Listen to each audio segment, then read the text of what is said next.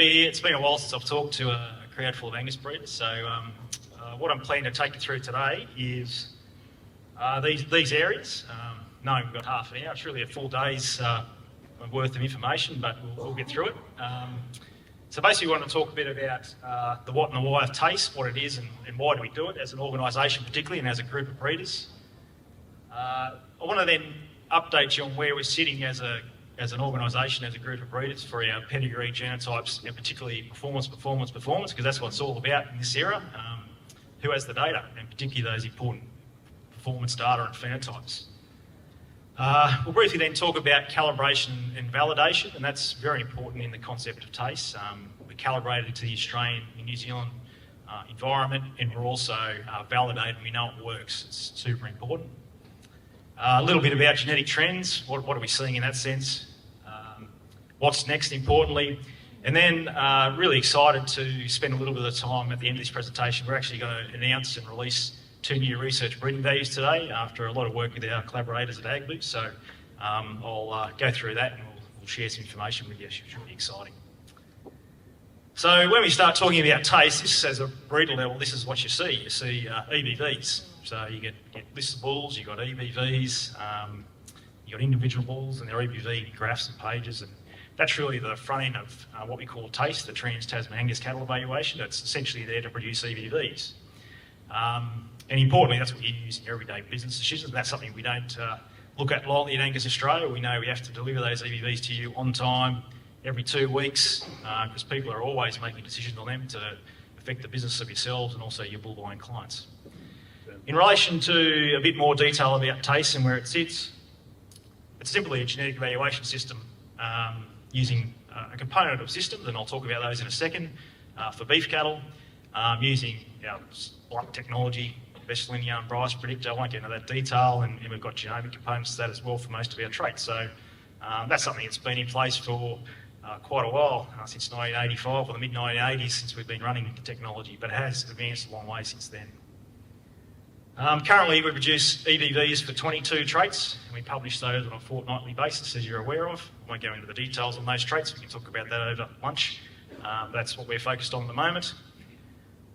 We also are now producing research breeding values for 4 traits, and we're about to add 2 today, which I'll talk to you about at the end of this presentation. So how does an RBV differ to an EBV? Essentially it's the same thing, they're all EBVs. Research breeding values still in the space, so we're still trying to understand the trait a bit, such as genetic correlation with other traits, such as collecting more data to analyse, so you just have to look at it from a slightly different concept.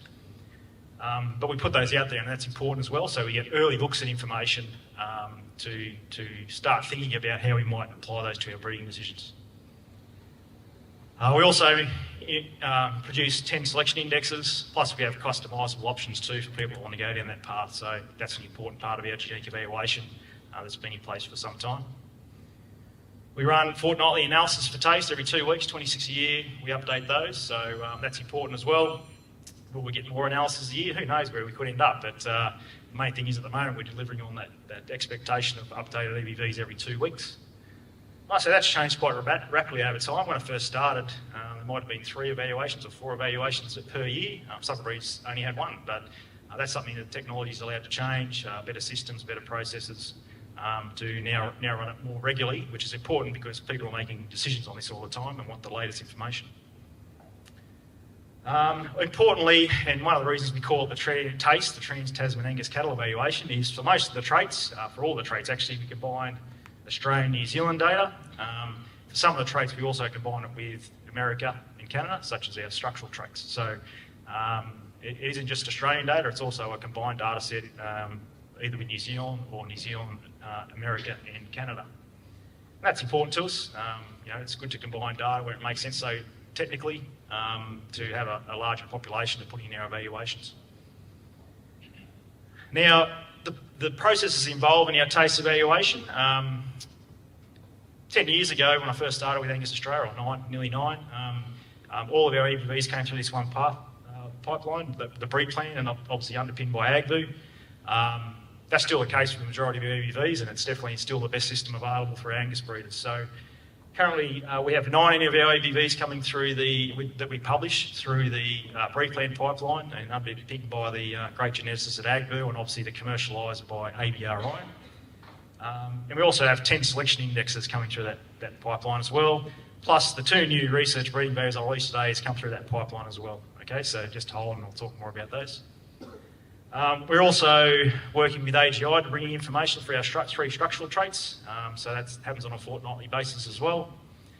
And something I'm not sure if you're aware of, but we also produce some research breeding values using internal systems. So we actually set up models, primarily with some of our research groups like CSIRO and the University of New England, and we have software internally to produce breeding values as well. So we pull those into our system and utilise those in our selection decisions if need be. So we're pulling information in from a range of sources. One thing just to touch on, and when I first started in the cattle industry 22 years ago out of university, I never thought I'd get excited about talking about databases and cloud systems and programmers, but the more and more I work in this system, I realise how important they are, particularly for an organisation like Angus Australia. We want to maintain our flexibility and agility around genetic evaluation for our members. Having this system set up internally, we call it Angus Tech as the front end, but there's a big database system behind this, and we have programmers who spend a lot of time in developing these, not just for our TACE evaluation, for a range of other things we do at Angus Australia, like our sale cataloguing and registrations and other things, but it's really important, and it's can't really be understated the value of having this in place for the longevity of our organisation as well. We're the masters of our own destiny in a way, which is a really good place to be.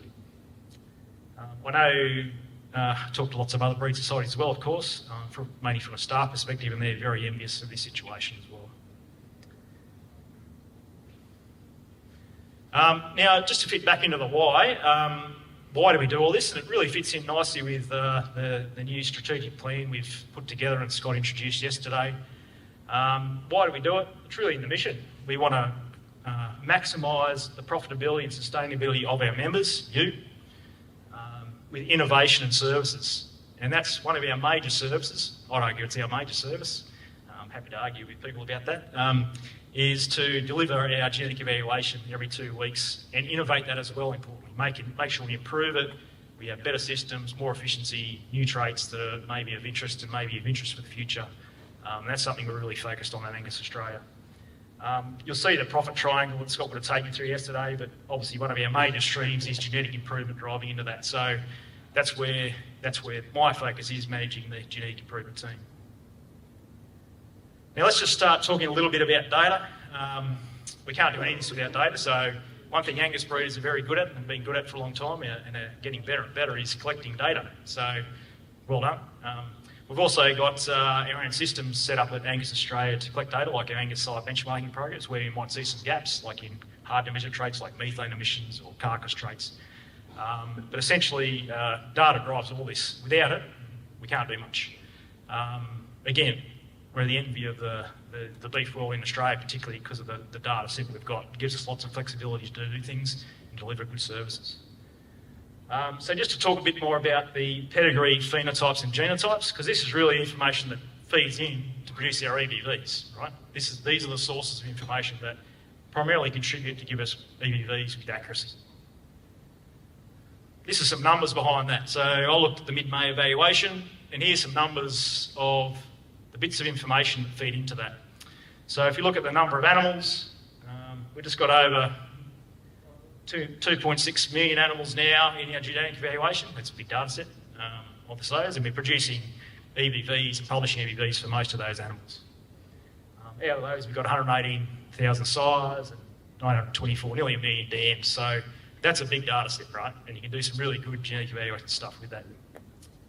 In regards to the phenotype, so the actual performance measures going in, when I count all of those individual bits, so every bit of scan, structure, so on, we nearly got 14.5 million records going into that evaluation. That's growing all the time. So that, again, is a big data set going in.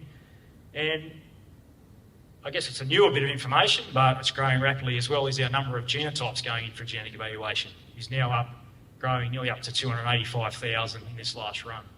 So that is a, again, large data set of information. And again, congratulations for really focusing on this and committing to it. And that's showing through the data we've got coming through. Just to break that down a little bit further, I've just broken up the traits into trait groups now, and this is across all our data that's going into our genetic evaluations of some aspect. You can see here, calving ease, for example, is a combination of birth weight, gestation length, and calving difficulty scores. So, again, lots of data. Over 3 million records in that sense. Down to some of the other more specific traits, if you look at our structural scores, we've got lots of data as well. Again, that's all the scored bits of information, 700,000.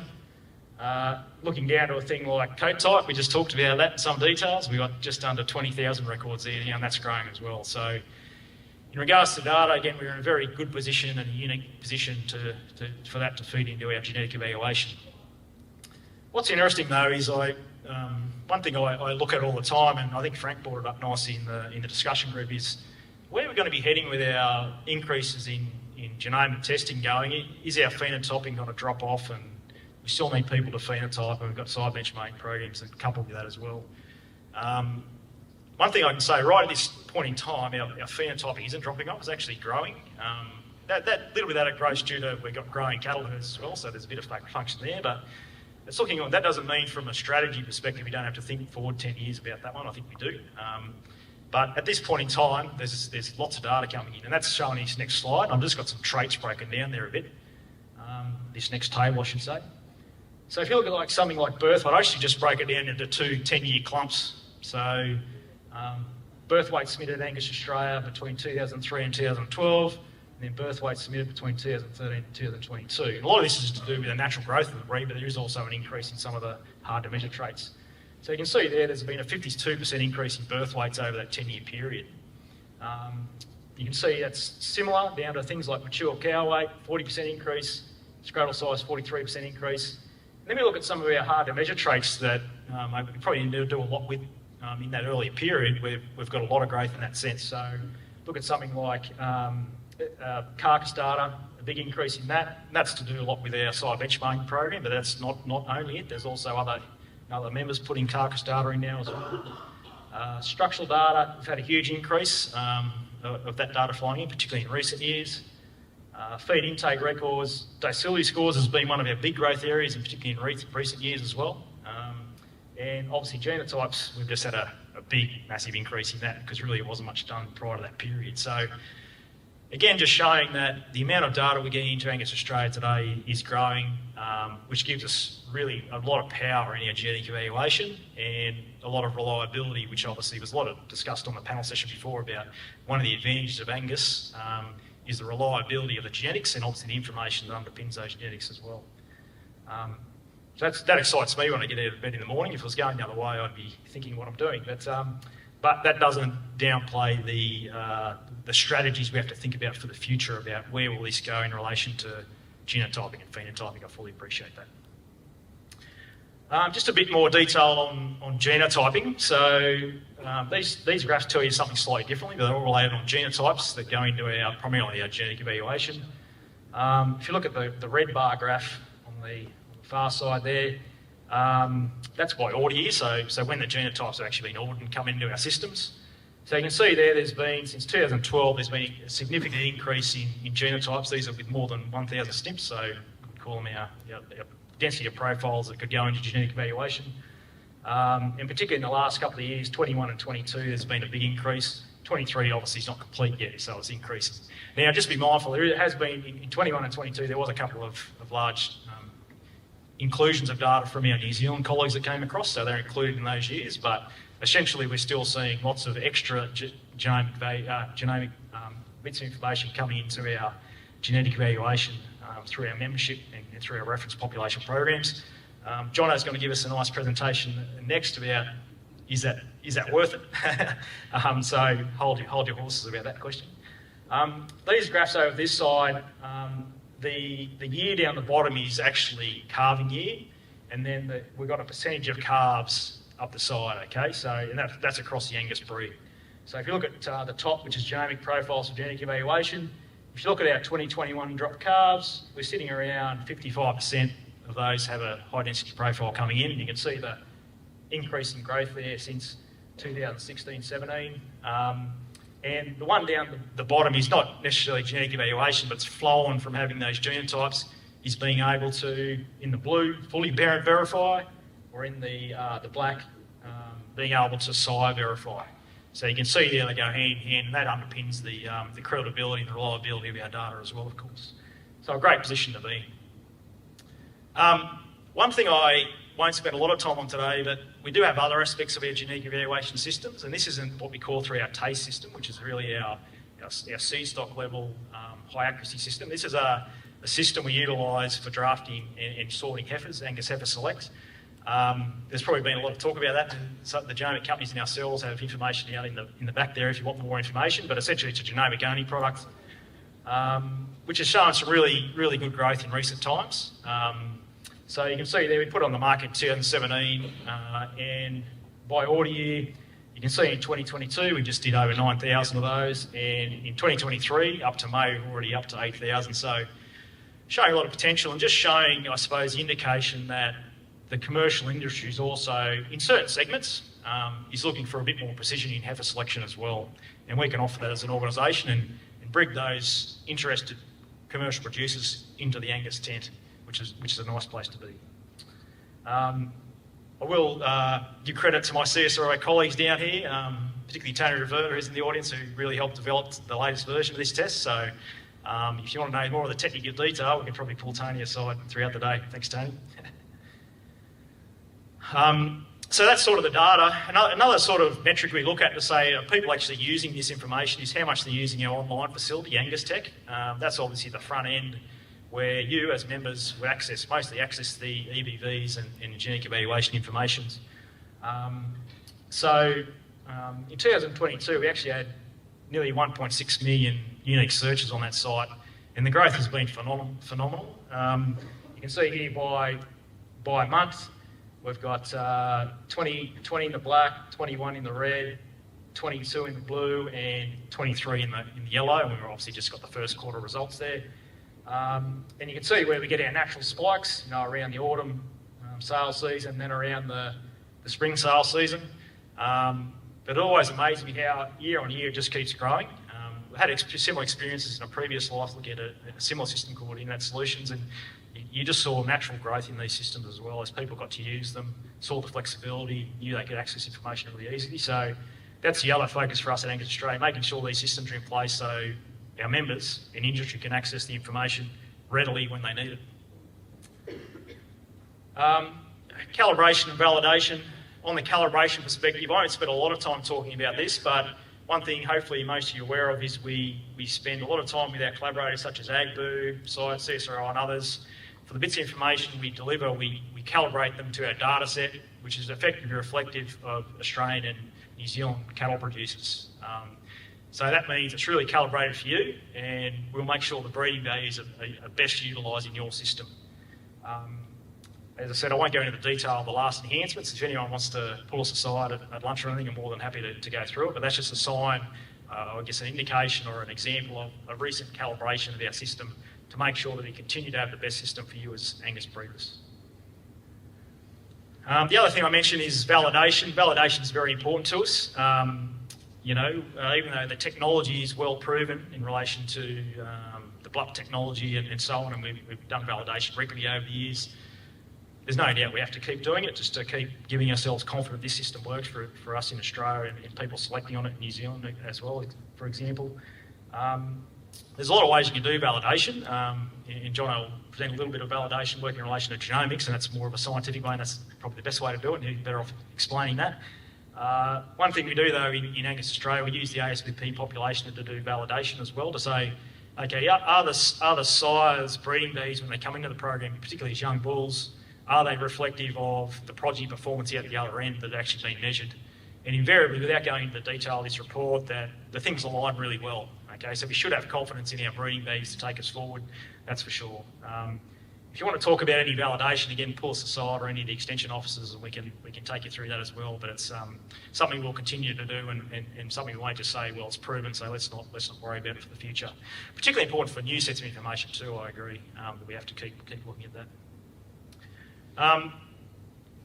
The other thing we look at to see what's happening in our genetic evaluation is what's the trend look like, because it's nice to have all this information, the technology and the databases and the people, but if we're not seeing an increase in genetic trend or an increase in genetic progress, what's the point, I guess? So one way we measure this is by our selection index trends. This is using just the Angus breeding index. You could use any of them, but this is just the one I'm reporting today. So if you look at the change over time from 1982 to 2022, there's always been an increase. We've definitely never plateaued, we've never come backwards, which is great, but there's definitely been an increase. If you look at this graph over here, it's more about the change between years. So the blue's year on year, and the orange is just flattening it out, looking at a 3-year rolling average. So you can see here that the trend today is much higher than it was back in 1982, which I think we all expect that. That's good. We did see sort of a peak here in this early 2000s, and then we saw a little drop back. That doesn't mean we've actually decreased genetic trend, just the rate of gains come back a little bit. But we're now definitely rocketing upwards again to meet the levels of 2000s. Does anyone know why this dip might have happened? What's your hypothesis there? Yeah, the recessive genetic condition, when we encountered the recessives, AM, NH, etc., then it caused some pullback as well. So it'll be interesting to see where this goes, particularly when we've got new technology now in place, like genomics. Essentially, we should, depending on how you're selecting as breeders, should start to see that sort of hit a new plane, but time will tell on that one. It's probably a little bit early to tell. Things are looking very positive though, so that obviously flows through to the commercial industry and get benefit out of there. Yeah, I'll go on for time. I've got a lot to talk about. Yeah, right. Where are we going next?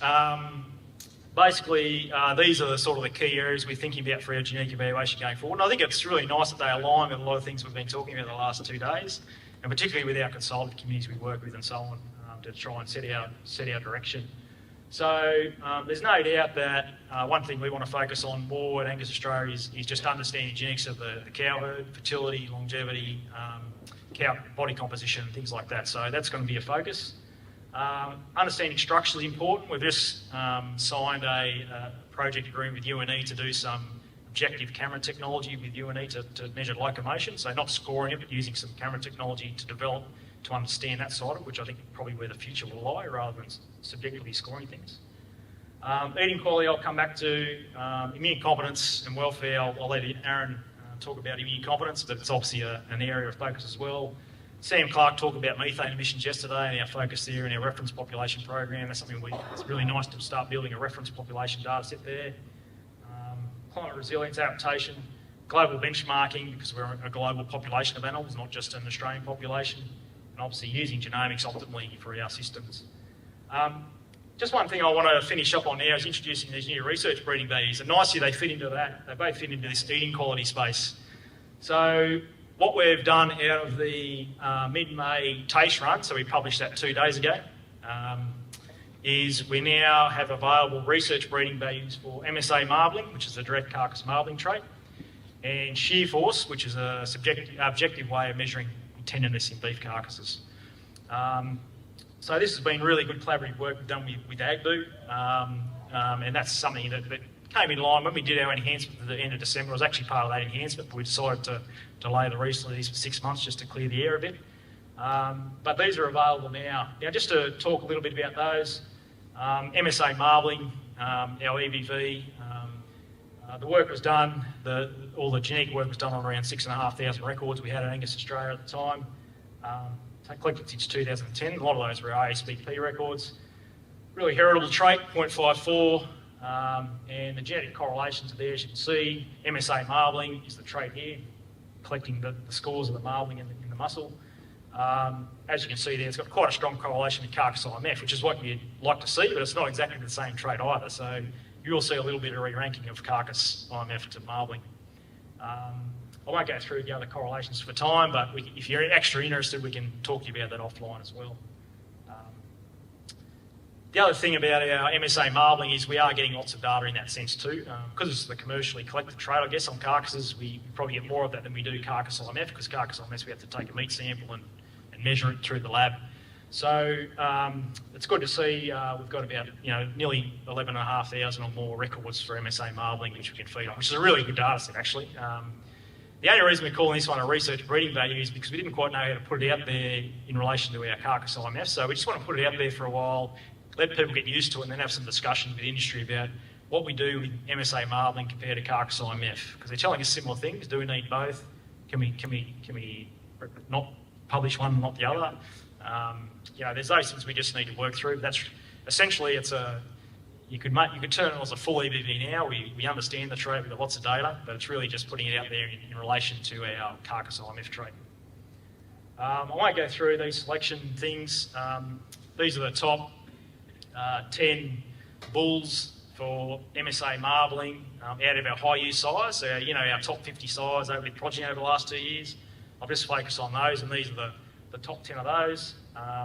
So you can access that through our systems, which I'll talk about in a second.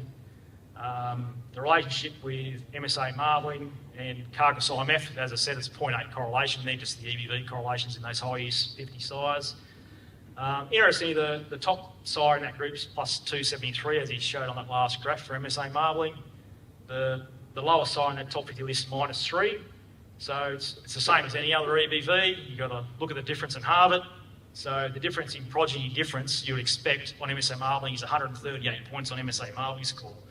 So that would take you, if you convert it to Ausbeat marbling, that's enough to lift you a marble score difference up, right? So that's sort of a game changer a bit in relation to changing where your marbling score might sit, but if you're a commercial producer and putting into those markets, it might need it. The other trait, and I'll spend a little bit less time on this because it is very much in research breeding land because we've got a low data set, or a small data set at this stage, primarily through the ASBP, is our shear force trait. So this guy here is collecting shear force through the lab, little meat samples, pulls a blade through the bit of meat, and it measures how much force it takes to pull the blade through. So less force, it's more tender; more force, it's tougher. Okay, so there's ways we can look at that phenotypically, but that's essentially how we measure the phenotype. We haven't measured any genetic correlations yet because we just don't have the size of the data at this point in time. So one thing about this trait, if you do want to start sleeping on it, then you've got to remember more negative EBV is more favourable because less force is better in relation to meat tender. So it's one of those tricky ones like some of our other traits you need to think about. Again, here's the top 10 size based of our high use sire list for shear force. Again, interpret it like any other EBV. I'll just skip through this one. Again, you can look at some progeny differences there and look at that.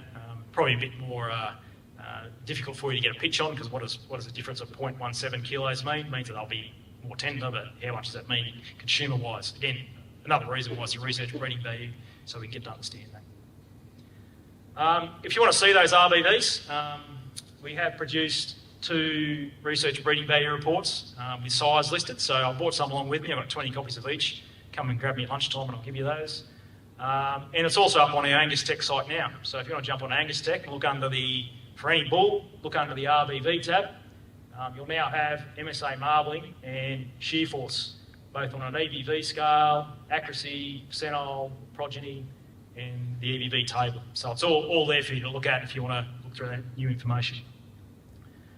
2 more slides. Just use this opportunity to say ASBP nominations are open. I always like this opportunity. So if anyone wants a bull they want to nominate for the ASBP, come and talk to me. There's some exciting stuff going on in that program, like collecting methane data and direct abattoir data and other cool traits. So I'm around for the rest of the day, so if you think you might have a bull, even if it's just a thought, feel free to nominate it and we can take it down now and start building that list for this joining this spring. So just to finish off, back to the title of the presentation, TACE, it is really built for you as Australian and New Zealand cattle breeders, and we encourage you to have really confidence in your system and what we have behind it. And hopefully what I share with you today shows that, because it's really built and underpinned by our pedigree genotypes and phenotypes, our collaboration with our groups such as AgBoo, University of New England, CSIRO, and other really good research groups. We obviously have those important calibrations and validations regularly happening, underpinned by an important database structure that gives us flexibility, agility, and with the systems we can utilise. And obviously, if you look at our strategic plan, it really gives us that focus and focus on genetic evaluation and associated innovation. Thank you very much.